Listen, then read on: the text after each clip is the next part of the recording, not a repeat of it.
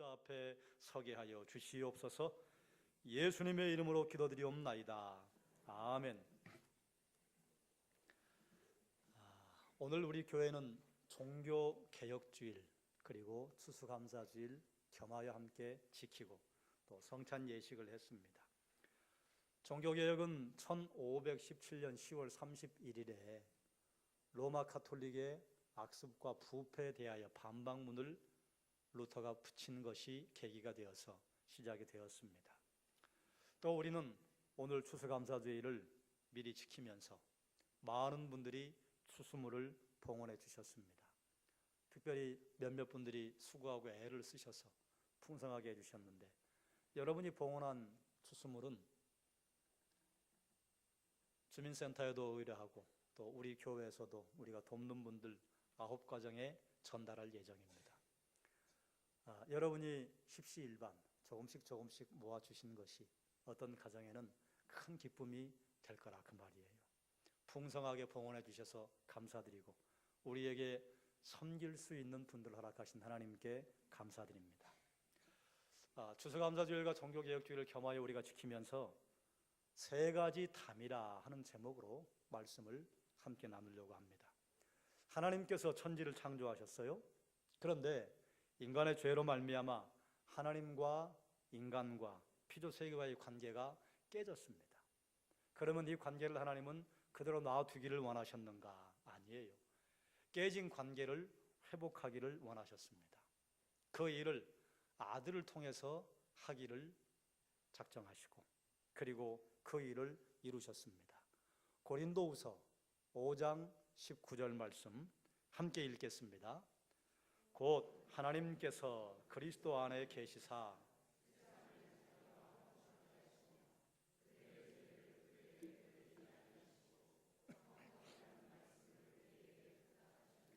아멘. 여기서 말하는 세상은 우리가 보는 세상이 아니라 인간 그리고 사람들을 말합니다. 하나님께서 인간을 구원하기 위해서 그리스도를 통해서 주신 기쁜 소식, 이것을 뭐라 하는가 하면 복음이라 한다 그 말이에요. 성경 여기저기에 기록되어 있기를 복음은요 그리스도에 관한 약속이었습니다. 그리고 우리를 구원하시는 능력이 된다 하셨어요. 그래 복음의 내용은 예수 그리스도께서 십자가의 죽으심으로 말미암아 우리에게 베풀어지는 죄사함의 은총과 예수께서 부활하심으로 말미암아 우리가 얻게 되는 영생 구원을 의미합니다. 이것은 인간의 공로로 말미암지 않고 오직 하나님의 은혜로 주어지는 것입니다. 그래서 복음 앞에 여러 가지 수식어가 붙어요. 하나님의 복음, 하나님의 은혜의 복음, 천국 복음, 영광의 복음, 그리고 구원의 복음, 평안의 복음, 이런 여러 가지로 표현이 됩니다. 그런데 우리가 눈여겨봐야 할 2가지 표현이 있는데요. 그게 뭔가 하면 한번 따라 할까요? 바른 복음과 다른 복음. 복음인데요 다른 게 있다 그 말이에요. 사도 바울이 갈라디아 교회 교인들이 예수 그리스도를 믿는 것 이외에 거짓 교사들이 와서 할례를 받으라, 그리고 율법을 준수해라, 그래야만 완벽한 구원을 이룰 수 있다 가르칠 때에 그에 대한 변증을 한 것이 갈라디아 내용인데요. 갈라디아서 이렇게 선포합니다. 그리스도의 은혜를 너희를 부르신 이를 이같이 속히 떠나 다른 복음 따르는 것을 내가 이상하게 여기노라. 다른 복음이다. 오직 우리가 전한 복음 외에 다른 것을 전하는 이가 있다면 그것은 저주를 받을 것이다. 이렇게 아주 강력하게 말씀을 선포했다 그 말이에요. 바울은 예수 그리스도의 복음에서 떠난 갈라디아 교회 교인들을 회복시키기 위해서 어디에 세웠는가 하면 다시 복음 앞에 세웠습니다. 왜 그런가 하면 복음의 특성이에요. 복음은요 죽이기도 하고 살리기도 합니다. 복음은요 살리기 위해서 죽입니다. 복음 앞에 서면요 선택해야 해요. 복음 앞에 서면요 우리의 옛 사람을 죽이고 새로운 사람을 만들어서 새로운 피조물 되게 만들어요.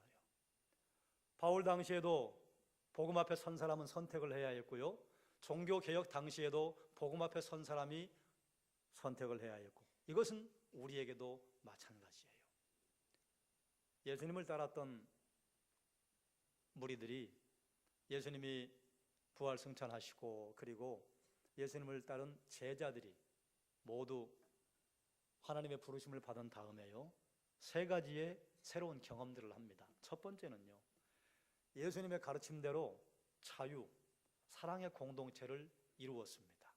그런데 그러다가 두 번째 국면으로 바꾸는데요, 예수님을 따르는 공동체의 무리들이 많아지니까요, 자유와 사랑이라고 하는 하나님 나라의 가치가 점점 희석되기 시작했습니다. 그래서 교회는 자유와 사랑의 주의 말씀을 따르지 못하고 점점 경직되고 제도화되고, 그래서 예수 그리스도의 가르침과 하나님의 성경의 말씀으로부터 대단히 멀리 떨어져 있는 제도화된 교회가 되고 말았습니다.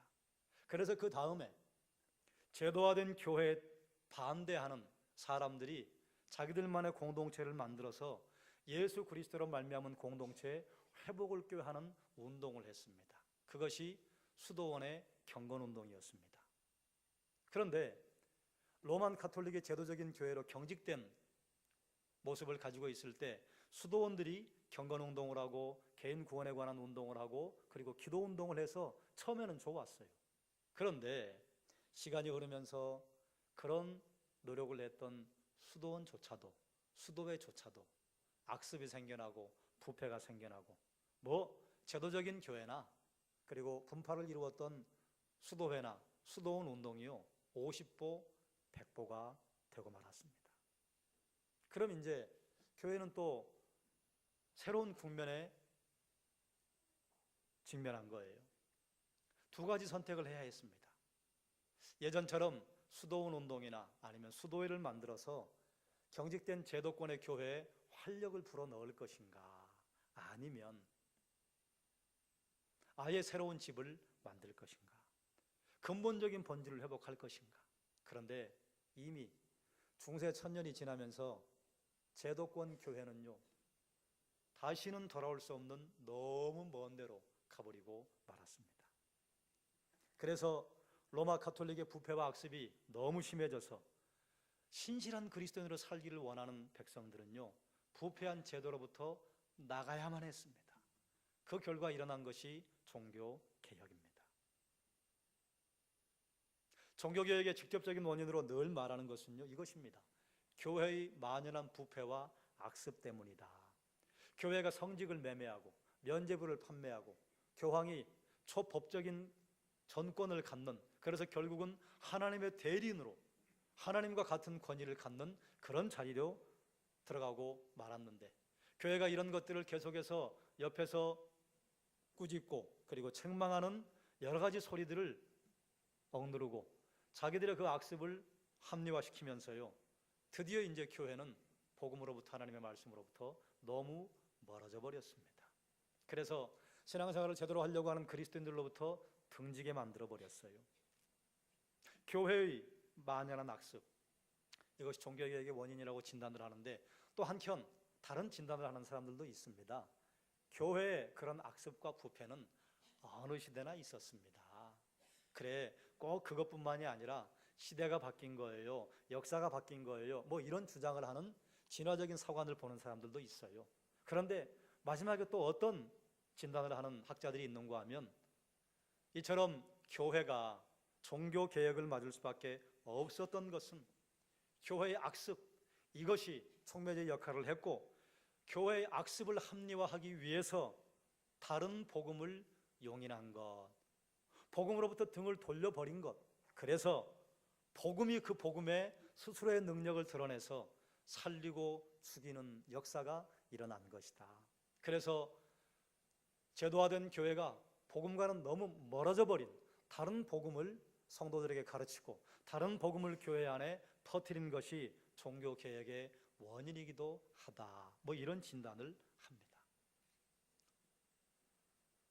종교개혁을 하면 루터를 늘 빼놓을 수가 없습니다. 여러 가지 이야기를 그동안 나누었는데요, 오늘은 좀 다른 이야기를 해보려고 합니다. 루터가 1510년에 로마를 방문했습니다. 방문한 이유는요, 그때 로만 가톨릭의 교리 가운데 성전 순례, 성지 순례를 하도록 교리가 있었는데요. 그 성지가 어딘가 하면 로마의 바티칸 시티였어요. 그 돈을 모아가지고 루터도 로마를 구경하기 위해 갔는데요. 충격을 받았습니다. 자기가 그리고 있던 거룩한 교회, 자기가 그리고 있던 거룩한 사제, 자기가 그리고 있던 하나님의 나라를 하나도 보지 못한 거예요. 아니, 그뿐만 아니라 부패하고 타락하고 오히려 어쩌면 세상 사람들보다 더 못한 수준의 윤리성을 가지고 있는 로만 가톨릭을 보고 온 거예요. 그래서 그때부터 고민하기 시작합니다. 그리고 교회가 면죄부를 팔아서 교회 주머니를 두둑하게 채울 때요, 면죄부는 성경적이 아닙니다. 면죄부 때문에 구원 얻는다고 하는 설교도 성경적이지 않습니다. 이처럼 주로 면죄부에 관한 내용을 반박하는 95개 조항을 1517년도에 비텐베르그 성당에 붙이고, 그리고 그 뒤로 3편의 논문을 씁니다. 그것이 독일 크리스천 귀족들에게 보내는 글, 또 하나는 교회의 바벨론 포로에 관하여, 또 하나는 그리스도인의 자유에 관하여. 맨 처음 보낸 편지가 독일 크리스천 귀족들에게 보내는 글인데요, 여기서 주로 주된 내용이 뭔가 하면 독일 크리스천 귀족들이여 일어나십시오, 일어나라고 말하는 내용 가운데 3가지를 말하는데요, 그게 오늘 설교의 제목으로 삼은 3가지 담입니다. 3가지 담이 있습니다. 이 담을 헐지 않으면 소망이 없습니다. 이 담을 헐 수 있는 사람들은 여러분 독일 그리스도인 귀족들입니다. 내용이 뭔가 하면 이겁니다. 첫 번째, 따라 하실까요? 영적 계급과 세속 계급 사이의 담. 우리에게는 생소한 담이에요. 당시 로만 가톨릭은요, 영적 계급이 있고 세속 계급이 따로 있다고 분류를 했습니다. 교황, 추기경, 사제, 부제 이런 식으로 여기 영적 계급이고, 그 다음에 왕과 군주와 봉건 영주와 농민으로 구분되는 세속 계급이 있다고 분류를 했어요. 그럼 이렇게 분류한 이유는 무엇이냐?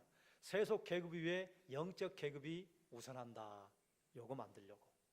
그래서 황제도 군주도 봉건 영주도 모두 사제 아래에 있는. 그런데 루터는 여기에 반해서요, 이런 구분은 성경적이지 않습니다. 모든 신자가 사제입니다. 우리가 잘 알고 있는 만인 제사장입니다. 그들만이 제사장이 아닙니다. 그리고 성경 어디에 영적 계급과 세속 계급을 나누는 구분이 있단 말입니까? 없어요. 요즘 우리는, 또 개신교회는 만인 제사장을 인정합니다. 그러면 우리는 모두가 성도라고, 아니 모두가 사제라고 주장했던 루터의 그 주장 앞에요, 아니 하나님 앞에 우리가 모두 왕 같은 제사장이라고 선포를 했던 베드로 사도의 그 고백 앞에 서서요, 우리는 우리를 점검해 봐야 합니다. 우리는, 여러분은 제사장의 역할을 잘 감당하고 살아가십니까? 하나님께 나오시고 하나님께 예배하고 나라와 민족을 가슴에 안고 기도하시는가 점검해 봐야 하지 않겠습니까? 제사장의 거룩함이 나에게 있는가? 나는 날마다 하나님 앞에 나를 쳐서 복종을 시키는 것이 있는가? 두 번째, 루터가 말했던 담은요, 또 따라 하실까요? 성경 해석의 담. 이게 무슨 말인가 하면, 성경을 해석할 수 있는 권한, 성경을 해석할 수 있는 최종적인 권위가 누구에게 있다고 했는가 하면 교황에게만 있다. 오직 그에게만 있다고 그랬어요. 그러니 이게 얼마나 무시무시한 권세입니까? 얼마나 엄청난 권위입니까? 그런데 교황이 해석한 내용들이 아무리 봐도 성경과는 맞지 않다, 그 말이죠. 그래서 루터가 주장한 것은요, 아닙니다. 누구든지 성경을 해석할 수 있고 누구든지 성경을 읽을 수 있습니다. 그런데 이때 누구나 성경을 읽을 수 있지 않았어요. 왜 그런가 하면 중세시대의 성경은 오직 라틴어로만 기록이 되어 있었습니다. 라틴어는요, 일반 서민들은 몰라요. 일반 서민들이 아무리 봐야 까막눈이에요. 귀족들만 읽을 수 있었어요. 학교를 다닌 사람들만 읽을 수 있었어요. 요즘 우리 대한민국이야 얼마나 교육에 혜택을 많이 받습니까? 거의 다 요즘 대학 안 가는 사람이 없잖아요. 그런데 여러분, 한 세기 전만 생각해도 여러분 어때요? 누가 초등학교를 가요? 누가 중등학교를 다녀요? 여성들에게는 교육의 기회가 전혀 전무했고, 그것도 부잣집 자제들이나 중등교육을 받고 고등교육을 받는 세상이었는데요, 벌써 1000년 전이에요. 1500년 전이에요. 그럼요, 대개 다 까막눈입니다. 그러니까 성경을 아는 사제들이 성경을 가지고 이런 이야기 저런 이야기 해도 몰라요. 그게 성경이 있는지 없는지. 그래서 성경을 일반 민중들이 해석하고 읽으려면요, 라틴어로 된 성경을 영어로, 프랑스어로 번역해야만 했습니다. 그런데 이걸요, 로만 가톨릭이 못하게 했어요. 그래서 성경을 번역했다고 하는 그 죄를 무시무시하게 씌워서요, 감히 거룩한 라틴어를 불경스런 시정 잡배들이나 사용하는 영어, 프랑스어, 독일어 이런 걸로 번역했다고 번역한 사람들을 종교 재판에서 죽였습니다. 그러면 여러분, 요즘 우리는 어떻습니까? 우리는요, 누구나 성경을 읽을 수 있어요. 글을 모르는 몇몇 빼고는요. 아니요, 그것도 이유가 되지 않아요.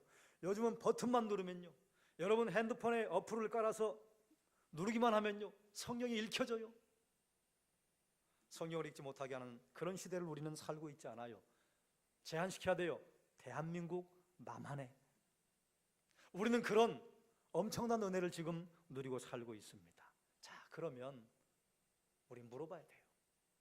누구나 성경을 읽을 수 있는 이 시대를 살아가면서 누구나 성경을 읽는가? 어떤 사람만 읽어요? 당시에 성경을 읽지 못하도록 담을 쌓아놓은 것은요, 로만 가톨릭과 교황이 인위적으로 만들어 놓은 담이었습니다. 그런데 지금 우리에겐 그런 담은 없어요. 그런데 우리 스스로 그런 담을 쌓아놔요. 성경이 있어요. 그런데 이 성경 속으로 들어가느냐 그 말이에요. 성경을 읽느냐 그 말이에요. 제가 제자훈련을 하거나 또 세례를 할 때 세례를 받는 학생들에게 물어봅니다. 성경을 몇 번이나 읽었어요? 한 번도 못 읽었는데요. 그럼 이제 제가 이렇게 얘기합니다. 몇 살이야? 15살이요. 최소한 자기 나이만큼은 읽어야 돼. 그럼 뒤로 자빠지죠. 자기 나이만큼 성경 읽기가 쉽습니까? 어렵지요. 그러나 그리스도인이라면 사실은 자기 나이만큼 성경을 읽은 다음에 하나님 앞에 성경이 이러느니, 신앙이 이러느니, 이것이 잘못되었느니 얘기해야 합니다. 요한복음 조금 읽고 마태복음 조금 읽고, 그래요, 요한복음만으로도 구원받을 수 있어요. 마태복음만으로도 구원받을 수 있어요. 창세기만 읽다가도 구원받을 수 있어요. 그러나 성경의 말씀들이 창세기부터 계시록까지 통전적으로 우리에게 주어지는 것을 알지 못하면요, 분명히 성경을 해석했는데 성경과는 관계가 없는 해석을 하고 그것을 금과 옥조처럼 여기고 살아갈 때가 있습니다. 여러분, 성경 앞에 서시기를 주님의 이름으로 축원합니다. 그 누구도 성경을 우리가 보지 못하도록 막는 사람이 없어요. 그런데 우리가 대한민국에 살다 보니까 이런 자유가 전 세계에 있다고 생각을 하시는데 아니에요. 성경을 보기 위해서 목숨 내거는 사람들이 지구상에 너무너무 많습니다. 이슬람권과 공산권, 그리고 불교, 힌두권. 우리는요, 지금 하나님이 주신 말할 수 없는 평화를 누리고 있는 것입니다. 그런데 심정적으로 성경과 담을 쌓은 분들이 많은 것 같아요.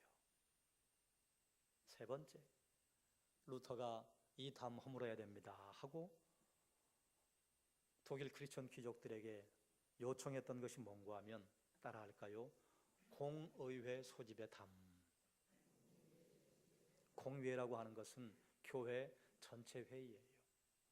교회 전체 회의가 한번 열렸던 것이 안디옥 교회에서 파송된 바울과 바나바가 우리 반드시 율법을 지켜야 돼요, 말아야 돼요. 바울은 율법 지키지 않아도 된다. 이건요, 구원에 있어서예요. 구원받은 성도의 삶의 열매로 드러나는 것은 아니에요. 구원받는데 율법을 지켜야 한다. 아닌데 어떻게 해야 되냐? 그래서 교회가 한번 모였습니다. 그리고 그 다음에 예수 그리스도가 하나님의 아들이라고 하는 그 성경의 선포가 아니다. 예수 그리스도 하나님의 아들이 아니다. 뭐 이런 이단의 가르침이 서구 사회에 쫙 퍼지니까요. 당시에 그리스도인이었던 로마 황제가 교회 회의를 소집합니다. 교회 대표들이 모여서 좀 판결을 해 주십시오. 그래서 모인 게 니케아 공의회예요. 맨 처음 그 시대를 살아갔던 사람들이 기억하는 공의회가 누가 소집권자였는가 하면 황제였습니다. 그런데 당시에 루터가 생활을 하던 16세기에요. 공의회를 소집할 수 있는 권한이 누구에게 있느냐? 교황에게만 있었습니다. 그러니까 교황이 잘못됐다거나 성경 해석을 잘못했다거나 아니면 교회의 악습과 부패를 처결해야 한다고 하는 회의를 소집을 해야, 그래야 뭔가 좀 이룰 텐데 모이지 않아요. 교황이 부르지 않아요. 그래서 여러분, 독일 그리스도인 귀족들이요, 맨 처음 공의회 누가 소집했습니까? 세속 군주가 소집했습니다. 그러므로 여러분 모여야 합니다. 언제까지 교황의 이 비성경적이고 적 그리스도의 자리에 앉아있는 교회의 괴수가 된 그의 가르침을 따를 것입니까? 뭐 이런 주장이었습니다. 그러면 여러분, 우리는 어때요? 뭐 우리가 교회 전체 회의에 참석하기는 어렵잖아요. 그건 목회자들과 장로님들이 참석을 해요. 그러면 우리가 교회에서 참석할 수 있는 회의가 뭐가 있습니까? 여러분, 남녀 전도의 회의, 그리고 재직회, 공동의회입니다. 여러분, 남전도의 여전도의 회의가 있으면 참석하셔야 돼요. 거기서 내 마음에 안 드는 소리가 나올 수 있어요. 회의 방법이 내가 생각하는 것과는 좀 다를 수 있어요. 좀 매끄럽지 않을 수 있어요. 그러나 남녀전도의 회원들은요, 거기에 참석해 주는 게 의무요 특권입니다. 최소한 거기에 참석한 다음에 그 다음에 남녀전도회가 어떻게 돌아가는지 함께 돌아보고 이야기하고 기도의 제목으로 삼으셔야 돼요. 우리 교회는 또 재직회라는 것이 있습니다. 여러분, 재직회는요, 서리 집사 이상 되는 분들이 참석하시는 회의예요. 거기서 교회의 분기별 회계를 보고하고, 그리고 우리 교회가 어떤 행사를 했는지, 또 교회는 무엇을 위해 기도하고 준비하고 있는지를 함께 논의하는 자리입니다. 그리고 궁금한 게 있으면 질문하는 자리예요. 아무도 여러분 재직회 참석 못하게 막는 사람이 없습니다. 그런데 재직회는요, 늘 오시는 분만 와요. 물론 여러분이 그렇게 생각하신 줄 알아요. 우리 당회원들과 또 재직들이 어련히 알아서 잘할까? 그분들이 알아서 다 했을 텐데 뭘 우리가 들어가서 이것저것 듣고 질문할 게 뭐 있을까? 그래요. 그런 마음도 있으신 걸로 제가 알고 있어요. 그러나 여러분이 우리 성도교회 한 식구라면요, 참석하셔야 합니다. 참석하면 뭐 하라고? 도대체 우리 교회가 지금 무엇을 준비하고 있고, 우리 교회 재정은 어떻게 되고 있고, 그리고 우리가 기도해야 할 제목은 무엇이고, 제가 여기서 여러분 이런 기도의 제목이 있습니다, 기도합시다, 이것과 여러분이 직접 현장에서 보고 들으시고 이거 기도해야 되겠다, 어느 것이 기도가 더 강력하겠습니까?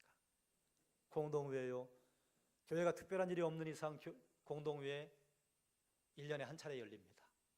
1년에 한 번밖에 아니에요. 공동회는 서리집사가 아니라도 세례교인 이상이면 모두 참석할 수 있습니다. 공동회 때 1년의 결산과 예산, 또 1년을 돌아보는 보고를 해요. 최소한 그 정도 자리에는 여러분이 참석하셔서, 그래서 교회를 위한 기도의 제목, 교회를 위한 여러분의 마음을 모아주셔야 한다, 그 말입니다. 종교개혁은 한마디로 말하면 이거예요. 따라할까요? 복음으로 돌아가자. 복음 그러니까 특별한 말 같은데요, 이 말씀이에요. 또 한번 따라할까요? 말씀으로 돌아가자. 말씀으로 돌아가자는 거예요. 말씀에서 선포하면 하자, 말씀에서 금하는 것이면 하지 말자. 종교개혁의 기치 아래 모인 교회를 개신교회라고 합니다. 그래서 개신교회는요, 하나님의 말씀에 충실하려고 하는 무리들의 모임이에요. 개신교는 가톨릭의 대칭어가 아닙니다. 거기는 구교, 우리는 신교 아니에요. 그건요, 로만 가톨릭이 붙인 이름이에요. 복음으로 돌아가자, 이게 개신교인이에요. 복음으로 돌아가자고 하는 것은요, 꼭 개신교뿐만 아니라 모든 그리스도인이 해야 할 결단입니다. 복음적인 삶, 하나님의 말씀을 따르는 삶으로 돌아가겠다고 결단하고 그것을 삶에서 드러내는 것이 매일 개혁되는 거예요. 그래서 종교개혁의 사상가들은요, 가장 중요한 좌우명으로 삼았던 것이 세 가지입니다.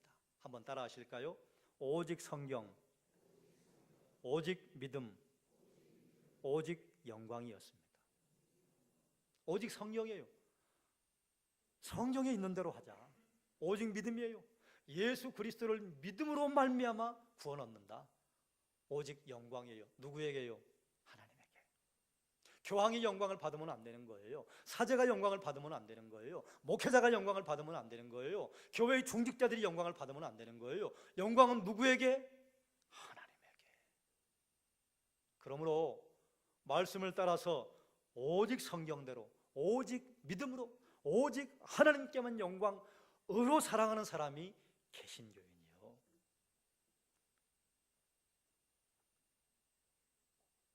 그런 사람을 개혁교회 교인이라고 합니다. 그럼 이게 왜 이 시대에 우리에게 중요한가? 여러분 절 보세요. 우리는 오직 복음으로 돌아가자, 오직 말씀으로 돌아가자고 해서 하나님 앞에 말씀으로 만인 제사장으로 서겠다고 했는데 개혁교회 안에, 개신교회 안에 있으면서 로만 가톨릭 교회 교인처럼 살아가는 성도가 있을 수 있다, 그 말이에요. 오직 성경대로 살지 않아요. 오직 믿음 아니라 거기다 뭘 자꾸 덧붙이려고 해요.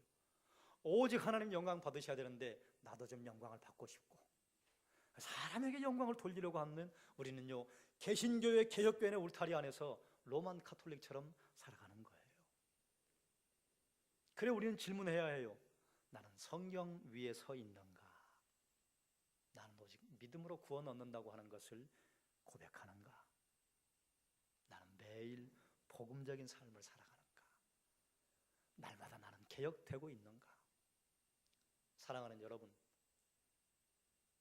우리가 기준 삼아야 할 것은요, 그 어떤 것도 아니고 오직 성경인 줄로 믿습니다.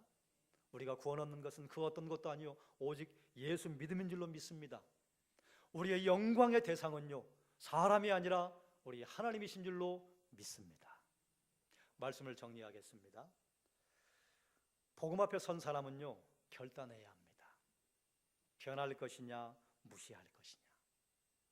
로만 가톨릭의 부패와 그들이 수용했던 다른 복음이요, 종교개혁의 원인이 되었습니다. 종교개혁은요, 복음으로 회복하자는 운동이에요.